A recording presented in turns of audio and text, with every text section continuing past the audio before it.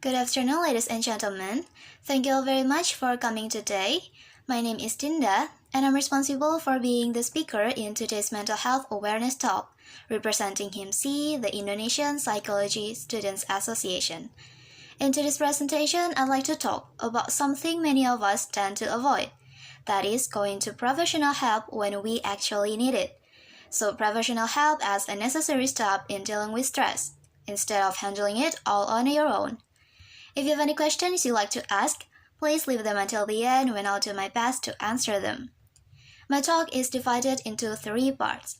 First, I'll start by presenting some data and psychological insights to show how little professional help is actually used, even when really needed. Second, I'll move on to why it is important to go to professional help, especially when it comes to health and financial consequences. Lastly, I'll talk about when is the right time to seek professional help. Why do so few people seek professional help for stress? To begin with, let's take a look at the current situation. Many people who experience stress avoid or delay going to a professional for help. Now let's take a look at some data. According to World Health Organization, nearly 1 in 4 people globally will be affected by mental or neurological disorders at some point in their lives. Yet, nearly 2 until 3 of people with known mental disorders never seek professional help. And in Indonesia, the Ministry of Health reported in 2018 that 9 out of 10 people with mental health problems do not receive professional treatment. This shows that while mental health issues including stress are common, getting help is still very rare. Next, let's explore this using Maslow's hierarchy of needs. Mental peace and emotional balance are part of our psychological needs, which come right after basic survival needs like food and shelter. Without fulfilling these needs, it becomes difficult for us to reach higher goals like academic success, productivity, or even personal growth. And this leads me to my next point, which is the reason why people avoid going to professional help.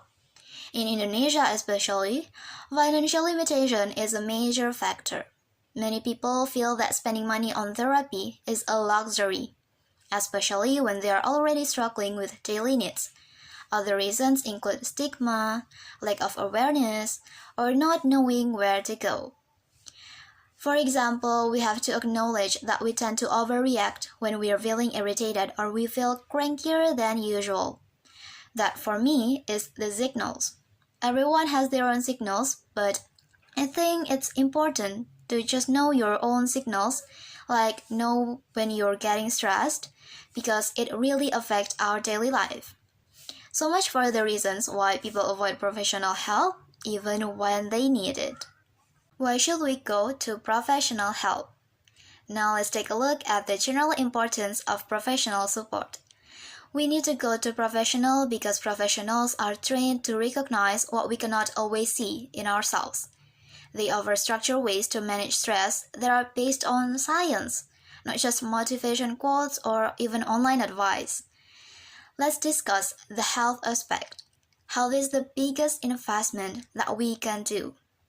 When stress is left unmanaged, it may develop into anxiety disorders, depression, or even other serious mental illnesses like bipolar disorder or borderline personality disorder. These conditions often require long-term medication and therapy, which are far more expensive than early prevention through counseling. This leads me to my next point, the financial side. When stress becomes chronic and turns into serious illness, the cost of treatment increases significantly. It is way more economical to pay for 3 or 4 sessions of therapy early on than to pay for medication, psychiatrist visits, and even possibly hospitalization later. Early help is not a waste of money. It is a financial strategy. For example, when someone under chronic stress refuses to seek help for years, eventually they are diagnosed with a serious condition that requires expensive medication for life. If they had gone to a professional earlier, their condition might have been managed without such a long-term cost. Choosing the right professional help. Let's start by discussing how to choose the right professional help. Now let's take a look at the different kinds of help available in psychology. There are clinical psychologists, counselors, psychiatrists, and therapists. Each has a slightly different role. Psychologists provide therapy and assessment, while psychiatrists is medical doctors who can prescribe medication, and counselors offer support and guidance for daily life stressors. Next, how do we know it's time to seek professional help? So you can see some signs that include feeling overwhelmed most of the time, sleep or eating patterns changing significantly. You might losing interest in things that you usually enjoy. And you can be trouble functioning at school or work. If this happens consistently, it's time to talk to a professional. This leads me to my next point, that is choosing the right helper. Look for someone certified, with clear credentials and comfortable approach. Avoid those who make you feel judged or force solutions, because therapy is a collaborative process.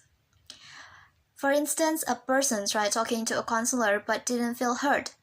They then tried a different psychologist who made them feel safe and understood. That's when progress started. Choosing the right fit matters. So much for how to choose professional help. It's important to understand the options, recognize the signs, and even find the right match for your needs. That's an overview of how to manage stress. Now, just to summarize, let's quickly look at the main points again. First, we saw that many people avoid professional help due to financial, cultural, and even personal barriers. Second, we explored why seeking help is crucial not only for mental health, but also for financial reasons. And lastly, we talked about choosing the right professional help and the right time. In conclusion, seeking professional help is not a luxury. It is a smart and necessary step to care for your mind, your body, and even your future. That brings us to the end of my presentation. I'd like to thank you all for your attention and interest. If anyone have any questions, please feel free to ask them and I'll do my best to answer them.